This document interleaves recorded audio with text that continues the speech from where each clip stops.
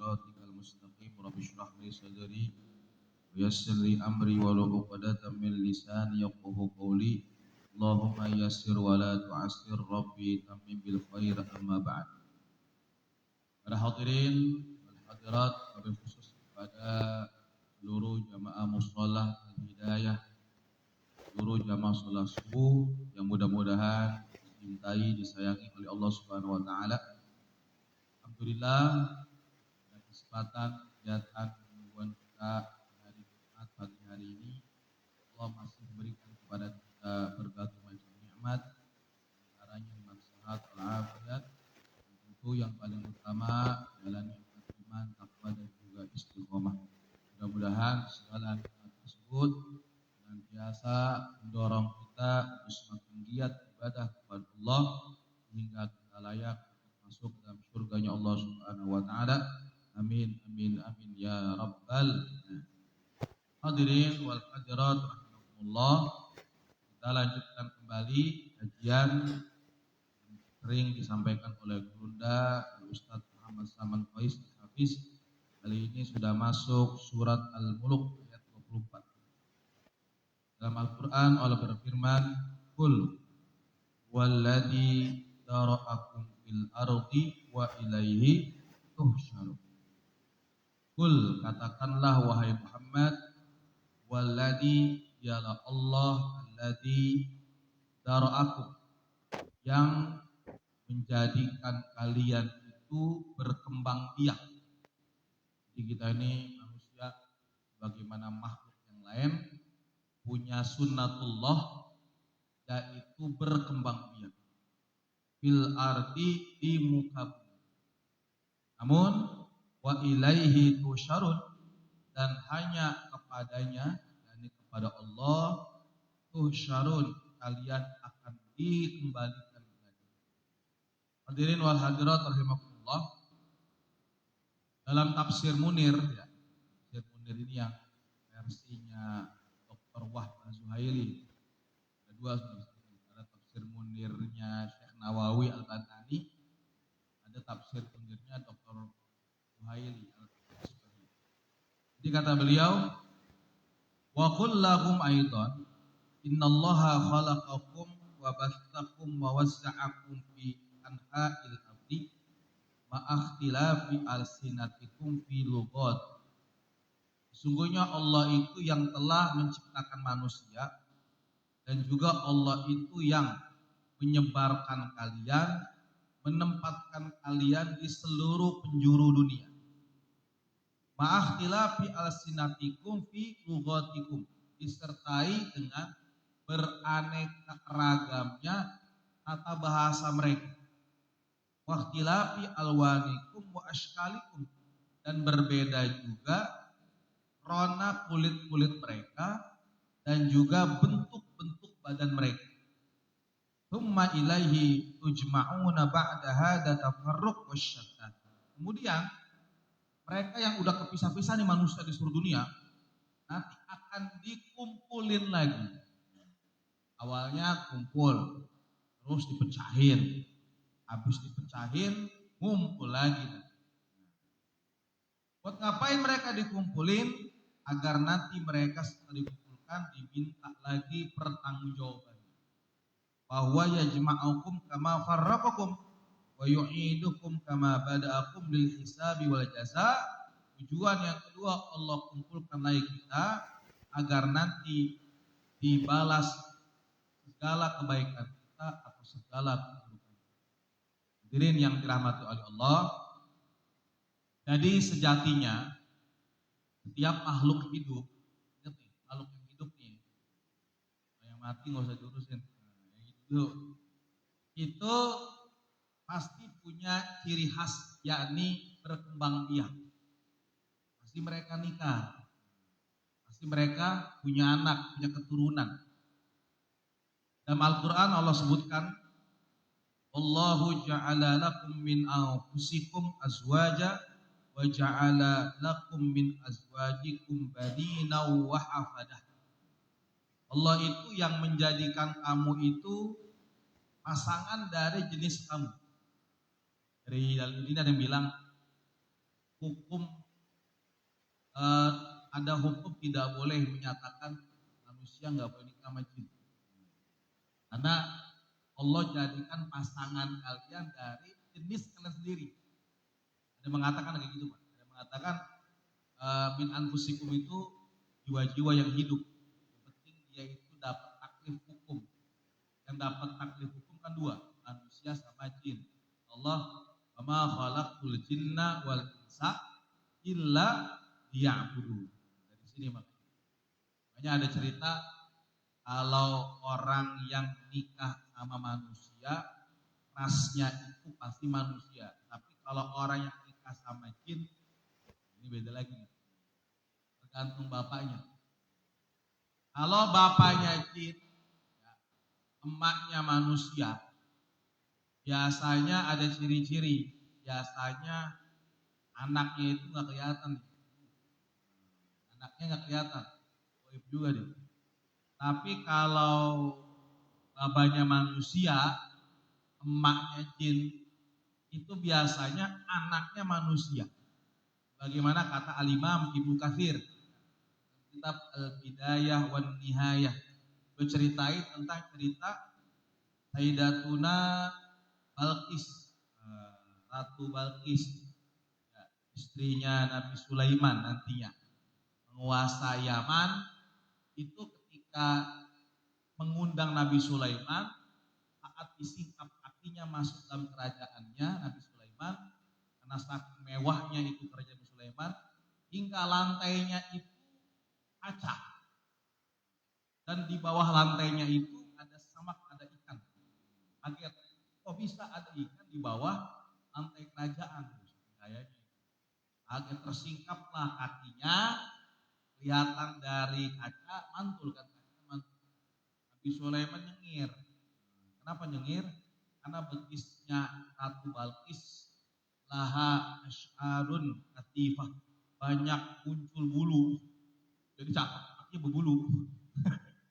Kakinya buluan, banyak banget. Sejak itulah akhirnya Nabi Sulaiman tahu kalau Ratu Balqis itu punya nikah silang. Pasti nih, pasti emaknya jin. Pasti emaknya jin. Bapaknya orang, emaknya jin. Bapaknya orang, emaknya jin. Ternyata benar. Ketika dikaji, Balqis itu punya bapak ya raja sebelumnya. Tapi sayang banget punya anak cuma satu, itu pun cewek. Makanya satu-satunya raja di Yaman saat itu yang perempuan sepanjang sejarah itu cuma Ratu Balqis. Cuma Ratu Balqis. Satu tuh. Dan juga udahnya jadi ratu kakinya berbulu. Dicek nanti ya, kakinya bulunya banyak, udahnya banyak jin ya. Coba cek lagi. Nah, dari sini kata ulama ada yang berpendapat nikah itu harus dengan sesama manusia. Ada berpendapat ada dalil ini nikah itu boleh selain manusia karena jin termasuk makhluk yang mukallaf. Yang pertama ya. Namun sejatinya pendapat yang paling kuat tidak dibenarkan karena ini juga nanti naik kereta mas apa ya sama cucu nggak ada. Takutnya doang. Oke, yang kedua kita tahu bahwasanya efek dari dari menikah itu bakal membuat senang Nabi Muhammad dengan alasan Rasul itu bergembira dan bangga saat melihat Sawadul A'dham. Sawadul A'dham ini digambarkan sama Nabi Musa ini kalau dalam kitab Mukhtarat itu. Nabi Musa tuh kaget di hari kiamat karena melihat banyak banget orang ngumpul. Saking banyak kayak kumpulan semut hitam, banyak banget. Nabi-nabi lihat dari puncak-puncak bukit. Kata Nabi Musa, itu siapa Jibril? Banyak banget. Oh, itu umat Muhammad. Banyak banget umat Muhammad. Iya. Umat terbanyak, umat terbaik. Disebutnya Sawadul A'dham. Dan dari situlah Rasul bilang, tazawwajul waludal wadud. Wanita itu kalau pengen dinikahi paling afdal dua minimal. Yang pertama peranakannya banyak. Banyak orang dulu anaknya Allah lebih dari berapa dulu Bapak Saudara Pak? 11. Hidup semua hidup. Semua. 11 orang. Tapi orang tua dulu kan gak takut. Gak pernah takut, gak makan anaknya. Semuanya sekolah. Semuanya dapat rezeki. Semuanya dapat jatah. Orang makin dekat hari kiamat makin takut punya anak. Takut anak karena merasa gak ada kesempatan hidup, gak ada kesempatan hidup enak, gak ada kesempatan buat makan banyak kalau anak banyak. Padahal Allah udah jamin orang-orang dengan rezekinya masing-masing. Dan makanya beda kualitas iman orang itu sama iman sekarang beda banget. Mereka nggak gentar, nggak takut punya anak banyak. Justru malah kata Rasul nikahin perempuan yang banyak anak satu, wal wadud juga penyayang, walud al wadud udahnya peranakan bagus, sayang sama suami. Fa inni mukatsirun bikumul umama yaumil qiyamah. Karena saya bangga sama umat yang banyak nanti pada hari kiamat. Beda itu. Ada yang nangis, mata dikit banget. Nabi Nuh itu. Nabi Nuh. Kamu cuma 8, cuma 9. Nabi yang terbanyak kedua itu Nabi Musa. Musa itu banyak juga itu di Bani Israel.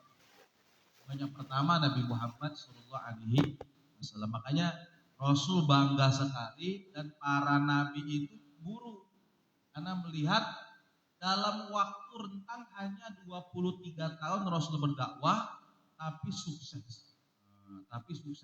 Nabi-nabi terdahulu ratusan tahun. Ratusan tahun. Nabi Nuh itu 950 tahun dakwah. Tapi nggak pernah nangis. Cengeng. Kalau ada ustaz baru ngajar di Musoal Hidayah baru sebentar doang udah ngajar lagi. Cengeng banget. Itu gak ada skillnya Nabi Nuh itu. Nabi Nuh itu 950 tahun jadi dosen juga. Jadi ngajar, muridnya cuma berapa? 9. Berarti kan setiap 100 tahun satu orang murid. Setiap 100 tahun satu abad, satu murid yang ngajarnya. Tapi sabar. Nabi Nuh alaihi salam. Nah, dari sini kata ulama juga, dari ayat ini, karena Allah diceritain ini kan, tentang berkembang biak, maka tidak boleh kita ini melakukan sesuatu yang menghambat perkembangbiakan. Tidak boleh. Sampai-sampai ada ulama yang berfatwa tentang penggunaan KB. Nah, penggunaan KB apa KB? Keluarga berencana. Penggunaan KB ini dalam kitab namanya Hada Halal wa Hada Haram. Karya Syekh Abdul Qadir Ahmad Atho namanya. Dr. Abdul Qadir Ahmad Atho namanya. Itu kata beliau menahan insal disebut dengan menahan air mani, baik itu dengan menggunakan alat kontrasepsi atau mungkin disterilkan atau mungkin suntik macam-macam sekarang atau mungkin dengan signal beda-beda yang akhirnya menghambat jika si istri itu seharusnya hamil tidak jadi hamil. Ulama bagi dua pendapat. Yang pertama ulama bilang haram KB. Kalau dengan alasan gak bisa ngasih makan, dengan alasan dia ini ragu sama rezeki dari Allah. Kalau anak banyak, cuma siapa yang mau ngasih makan? Ragu. Bisa tahu Tuhan ngasih makan, tapi tetap aja duit dari saya. Oh, boleh nih. Dia ragu atas ketentuan dari Allah, dia tidak yakin atas pemberian dari Allah. Bahkan dia gak mau punya anak banyak karena takut ngurusin. Itu kata ulama, itu bisa haram, alasan dia KB. Yang kedua, ulama bilang KB itu boleh. Dengan catatan alasannya itu untuk menjaga jarak anak. Menjaga jarak anak. Yang kedua juga menyesuaikan pendidikan. Jadi kalau dia menggunakan KB, anak bisa dijeda. Misalkan anak pertama, anak kedua jaraknya berapa tahun? 4 atau 5 tahun ya? 4 sampai 5 tahun. Jadi kalau adik abangnya kelas 5, adiknya baru masuk kelas 1, baru lulus lah gitu. Maka kalau dikasih jeda kayak gitu, dengan catatan memang untuk agar penyamarataan pendidikan dan juga agar semua anak-anak bisa mendapatkan fasilitas yang cukup dalam kehidupannya, maka diperbolehkan. Tidak semuanya KB itu haram. Tapi melihat kondisi seperti ini, maka ulama akhirnya membagi dua. Pertama, yang kedua, yang kemarin kita jelasin, masalah penyimpangan seksual. Ini juga jadi sarana membantah dalil ini. Di awal kita udah bilang Allah menyuruh kita tuh berkembang biak, tapi hari ini ada orang yang menutup itu semua. Disebut dengan LGBT, LGBT.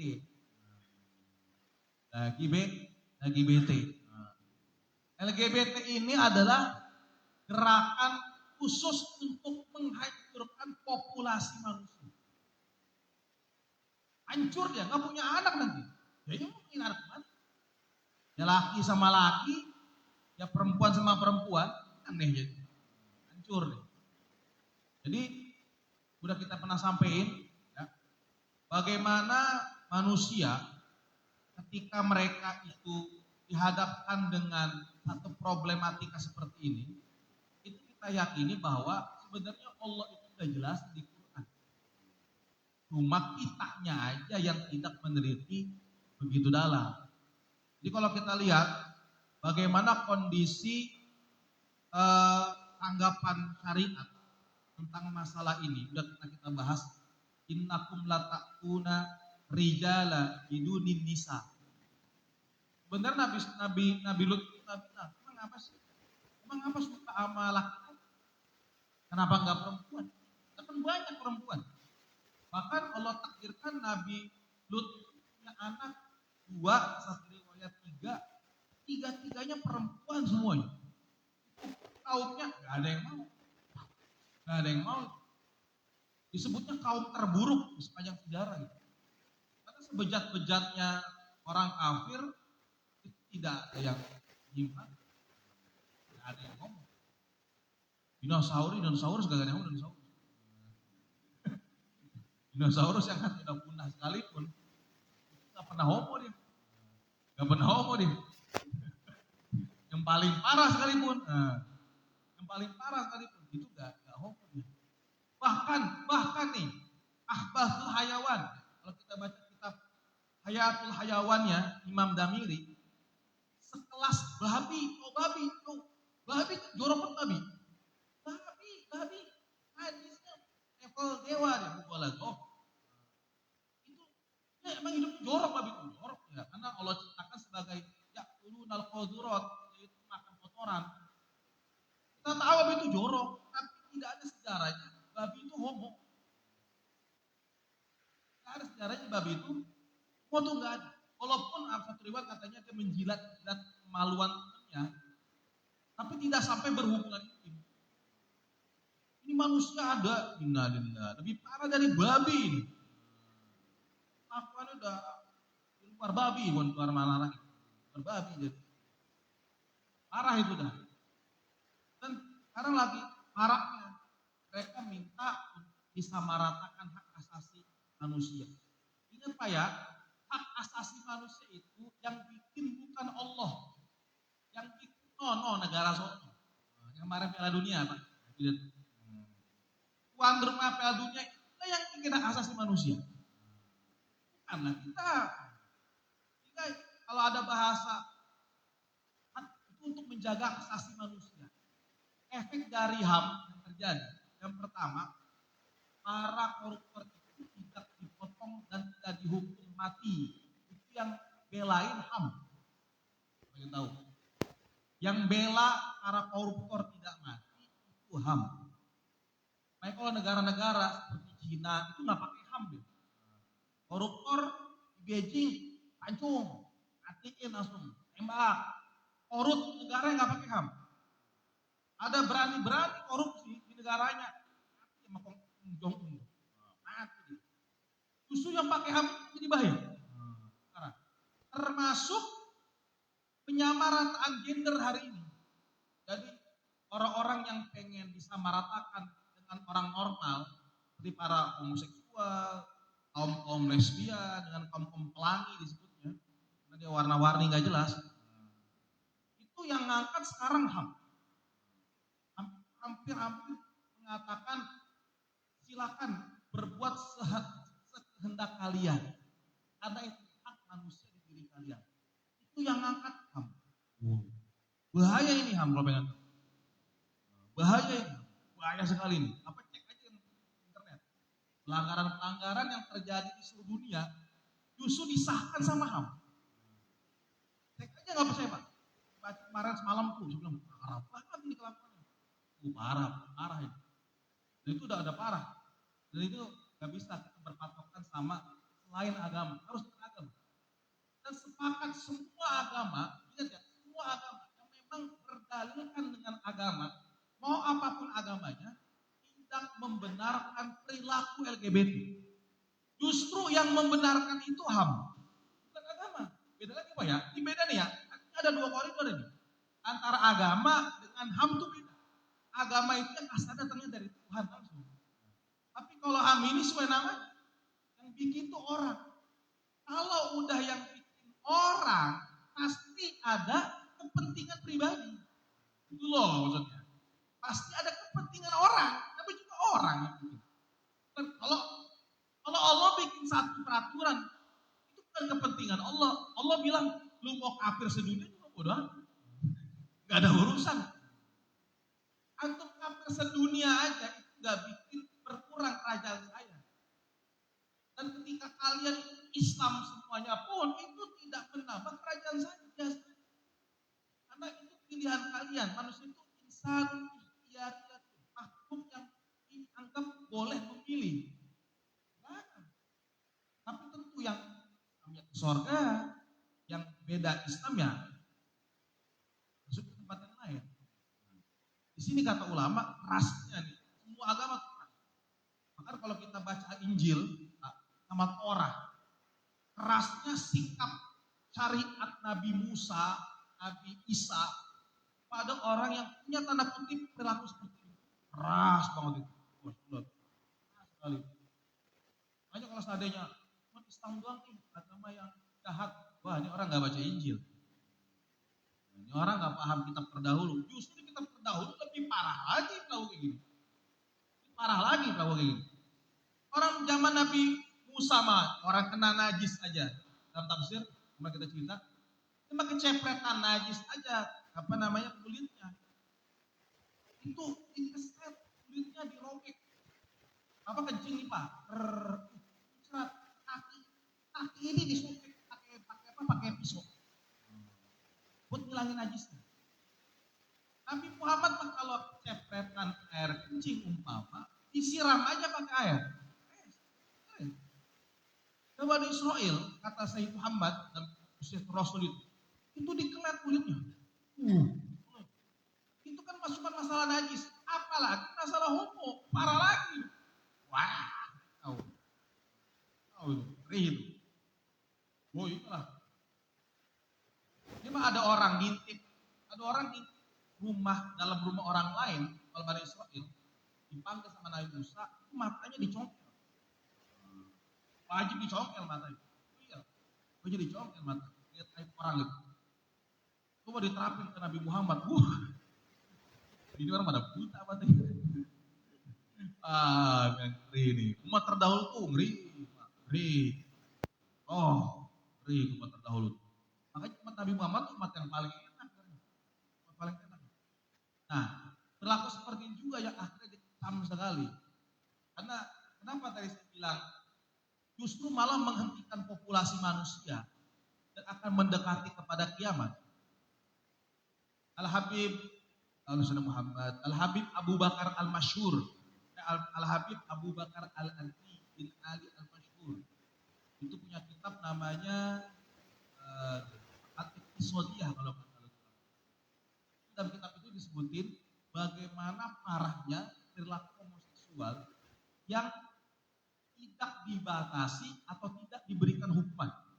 Dia diberikan kebebasan untuk kemana-mana sehingga faqad nabata al-virus kata beliau. Bahkan akan muncul virus-virus penyakit yang tidak bakal ditemukan obatnya. Jadi virus-virus yang ada banyak di dunia ini kemungkinan terjadi karena memang penyimpangan dari jalur syariat yang sah. Bapak mesti tahu Pak, staf itu hadir menjaga 5 hal. Antaranya adalah menjaga hifzun nasl, menjaga keturunan. Menjaga apa? Keturunan. Dari satu bab ini aja itu muncul satu zina, satu homo, satu lesbian, satu transgender, satu lagi biseksual. Itu babnya banyak itu nasl. Termasuk zina. Kenapa zina? Karena orang kalau berzina punya anak, repot itu urusannya. Ngeri. Kalau dia akhirnya nggak punya bapak aslinya nikahin dia, mohon maaf dengan bahasa dia nanti jadi anak zina, repot. Dia pertama kalau punya bapak, bapaknya nggak bisa, dia jadi wali. Yang kedua nanti kalau dia umpama laki-laki, anak kedua perempuan, anak laki-laki nggak bisa wali buat adik, panjang, hampir ada 6 bahaya yang terjadi kepada anak zina. Dia nggak tahu apa-apa kan yang anak zina, kata apa-apa kan dia bapak. Tangga apa di mana? Yang bahaya ini ya bapak ini kacau, turunan. Maksudnya tadi, itu aja zina kan laki-laki sama perempuan, itu udah bahaya. Laki-laki sama laki-laki, kacau ini. Itu lebih bahaya. Makanya Rasul bilang kalau yang nggak kuat nikah banyak-banyakin puasa, banyak-banyakin nahan lapar, banyak-banyakin nahan diri dan nahan nafsu. Kalau nggak kuat nikah aja sekali. Nggak bisa kita hidup tanpa pasangan. Dan Imam Nawawi, salah satu ulama yang nggak nikah ada kitab namanya Al-Ulama Ul-Uzzab, ulama-ulama yang jomblo. Ulama-ulama yang jomblo, karya Syekh Abdul Fattah Abu Quddah. Di antaranya Al-Imam Ibnu Taimiyah. Al-Imam Ibnu Taimiyah itu nggak nikah. Saking sibuk sama ilmu. Termasuk dalam Ahlus Sunnah itu adalah Al-Imam Nawawi. Itu nggak nikah. Tapi usianya pendek. Karena nggak nikah, usianya pendek. Sibuk sama ilmu, nggak mau fokus dengan pasangan, karena waktunya habis ngajari ilmu-ilmu semua. Usianya kalau nggak salah cuma 34 usianya. Nawawi. Tapi karya tulisnya lebih banyak dari umurnya. Tulisannya lebih banyak dari umurnya. Jadi disebut umur itu terkalahkan sama kegiatan ilmu ini. Sampai kalah umur. 34 ngarang puluhan kitab, yang satu kitabnya itu segede gini Pak. Imam Nawawi itu punya kitab namanya Al-Majmu'. Salah satu kitabnya doang dari sekian banyak. Al-Imam As-Suyuti umurnya 60, agak panjang. Tapi punya karya tulis berapa? 720 kitab. Pertanyaannya tulisnya 720 kitab. Kata ulama tidak ada cabang ilmu yang tidak ada Imam Suyuti. Cari cabang ilmu semua pasti ada Imam Suyutinya, termasuk biologi, kimia, fisika, bahkan matematika. Itu karang tuh kitab. Ulama itu Pak ilmunya luber sekali. Makanya dia perlu tuangin ke dalam tulisan. Tangannya gatel tangannya. Bisa apa lagi ya? Saking banyaknya ini. Database di otak ini. Itu Mas Yudi nih. Itu ngeri nih Mas Yudi. Nanti cek aja Pak. Kitab karya Imam Suyuti. Ya. Cek aja di Google. Buat nanti nama-namanya. Kalau pakai bahasa disebutnya apa? Asmaul Kutub Al-Mu'allafa Lisyuti. Nama-nama kitab karyanya Imam Suyuti. Itu Bapak baca itu udah begah. Baca itu begah. Baca nama kitabnya doang udah begah. Habis scroll ke bawah. Belum baca isinya belum baca isinya. Baru baca subtemanya doang, judulnya doang. Imam Suyuti, ya Allah Rabbi. Ini ajib ulama-ulama terdahulu. Termasuk Imam Nawawi. Itu ulama jelasin alasannya karena mereka sibuk. Alasan mereka penyimpangan tidak. Nah, salah satu seperti itu. Nah, kata ulama ini kondisi yang normal, harus dicegah yang terjadi seperti itu. Kedua, masih dalam tafsir yang sama, sekarang Ibnu Katsir yang cerita. Jadi kok manusia bisa tersebar? Ini bagaimana ceritanya? Jadi kita tahu Pak, bahwasanya Nabi Adam alaihissalam ketika punya keturunan, itu keturunan itu sempat terhenti di masa Nabi Nuh alaihissalam.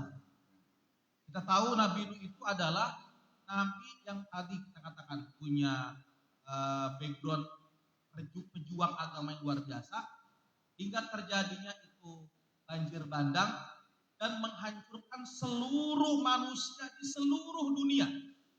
Tidak ada yang hidup. Di seluruh dunia itu gak ada yang hidup Pak. Manusia. Terjadi banjir bandang yang kata ulama setinggi gunung. Lihat, setinggi gunung. Allah katakan wa ja'alna dzurriyyatahu humul baqin. Dan kami jadikan keturunan manusia itu cuma ada sisa dari mereka. Cuma ada sisa dari mereka. Mereka di mana? Mereka yang ada di kapalnya Nabi. Oh, ada yang hidup, ada yang mati semua. Kebayang Pak, tinggi gunung Ustaz. Kan sekarang ada bangunan lebih dari gunung Pak. Gunung sekarang itu udah gunung pendek. Oh, kalau naik gunung hari ini, gunung gede cuma 2.895 mdpl. Aslinya nggak segitu dulu mah, tinggi itu. Tapi karena ke bawah kegesek segala macam, peralihan tahun, jadi pendek lama-lama. Makanya ngitung gunung kan dari dataran kan, dari laut. Ngitungnya dari laut ya, bukan dari dataran. Itu aslinya gunung, kakinya di situ. Asli gunung. Tapi karena terendam sama air, lama-lama kan air volumenya naik. Makanya kalau cek Papa lihat di laut, Papa tancepin kayu, lama-lama kayu itu tenggelam. Itu menandakan bahwa setiap hari volume air itu bertambah dan daratan itu berkurang. Berkurang. Ini ngeri nih. Di zaman Nabi Nuh alaihissalam manusia sudah habis, sisanya tinggal 3. Itu pun setelah Nabi Nuh alaihissalam berkembang biak, bahasa kita, kembali lagi berhubungan dengan istrinya, lalu punya anak 3. Di antaranya adalah Sam, Ham dengan Yafith. Yafith ini itu, Sam ini anaknya Nabi Nuh yang paling putih. Al-Imam Ibnu Katsir cerita dalam tafsir. Ada 3. Anna Nuhan wulida lahu salata. Wa hum Samun wa Hamun wa Yafith. Wa Samun Abul Arab, wa Hamun Abu Sudan, wa Yafith Abu Turk. Jadi anaknya ini 3. Dan 3 ini nanti punya keturunan. Singkatnya keturunan yang pertama namanya Sam. Sam ini nanti punya keturunan tuh putih banget kulitnya. Putihnya sampai merah. Makanya baginda Rasul SAW itu keturunan Sam. Termasuk nyebarnya ke Eropa Sam ini. Keturunan nyebar ke Eropa, putih-putih Amerika tuh putih-putih Amerika yang sekarang, bukan Amerika penduduk asli ya. Asli itu red skin ya, kulit merah. Amerika yang sekarang putih-putih segala asal muasalnya dari situ, keturunan Sam. Makanya Amerika disebutnya negeri paman Sam. Negeri paman Sam. Bukan Samsul bukan. Nah, yang kedua adalah Ham. Ham ini kakek moyang suku Negroid, orang hitam.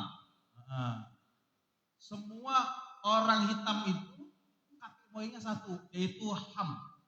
Yang ketiga Yafith campuran antara abangnya berdua nih. Antara yang putih si Ham dan antara yang hitam itu Ham. Makanya ada manusia yang kulitnya agak coklat. Biasanya ada di Asia dia. Indonesia termasuk.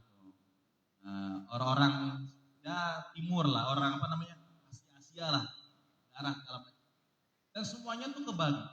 Lalu uniknya Nabi Adam itu kan Allah ceritakan kemarin, bukan di sini ya, maaf, di hadis yang lain. Itu cerita wa 'allama Adam al-asma'a kullaha.